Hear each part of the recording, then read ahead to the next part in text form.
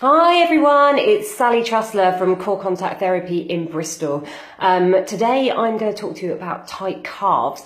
It's a very common theme in my treatment room as I treat mainly runners, but it doesn't always just affect runners. I see people who might be running, say, long distances or even short distances and experience the same kind of pain.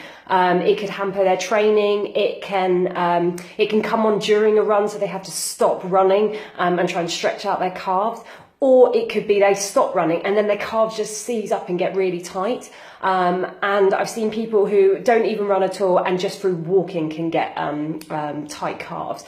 One of the common solutions to tight calves is to stretch the calves, massage the calves, hockey ball the calves, or even foam roll the calves, which is unbearably painful if you have tight calves.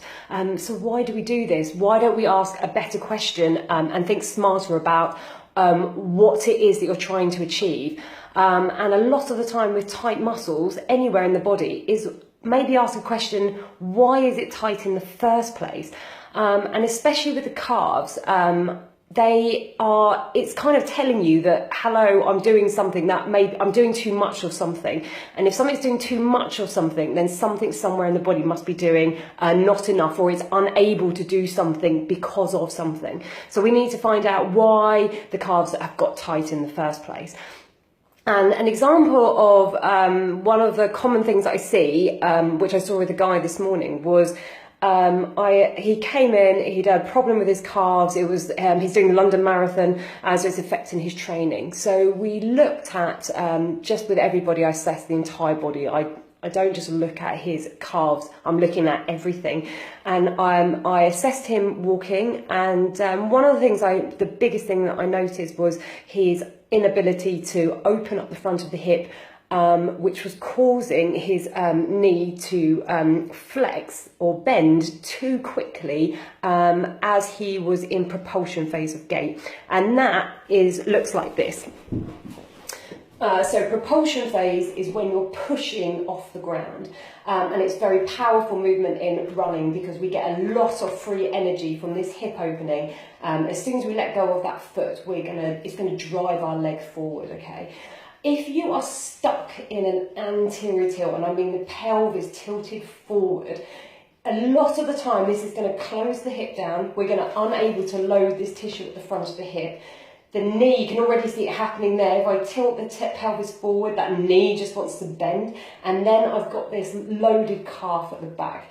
So now this calf is under a lot of load. When in an ideal world, what we'd like to see is when we're pushing off the ground is that this hip is opening here, so we should have a nice big load at the front of this hip. This knee should be extending, and we're extending our spine as well. So so what I saw with the guy earlier was I saw a nice sort of that rounded shoulder look.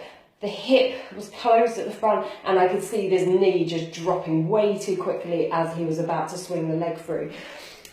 So one of the things we looked at was opening the front of the hip and changing the timing of how quickly that knee was bending. We also looked at some of the mechanics of the foot and also up in the spine. But ultimately, I just wanted to give you a taste of if something's really tight, look somewhere else in the body. You can often find it through another joint. It may be just stuck and it's unable to open as well as it could do. So therefore the body just gets overloaded in other areas. But stretching and pummeling something to death, if it doesn't get rid of it, then it's not the right place to go. Go somewhere different. And often you can see the areas that are struggling purely by understanding gait biomechanics and watching people walk or watching people run. You can see what's happening, what things are closed, what joints are opening too much, which ones are not opening enough. So that's what we looked at with him. We got him to explore a new, different position of the hip. We slowed down the timing of how quickly that knee was bending. We looked at the foot, we tied it all together and gave him a specific movement for him to go away and work with, which wasn't stretching his calf at all. It was working on other areas of the body to allow him to experience what should be happening through his gait cycle, which will make him way more efficient in running.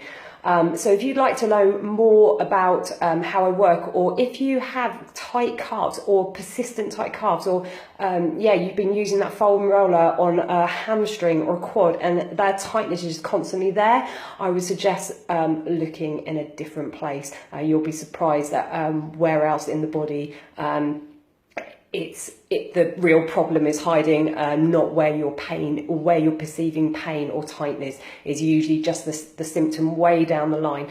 Either comment below or email me to ask me any questions. I'm happy to help. Okay, thanks.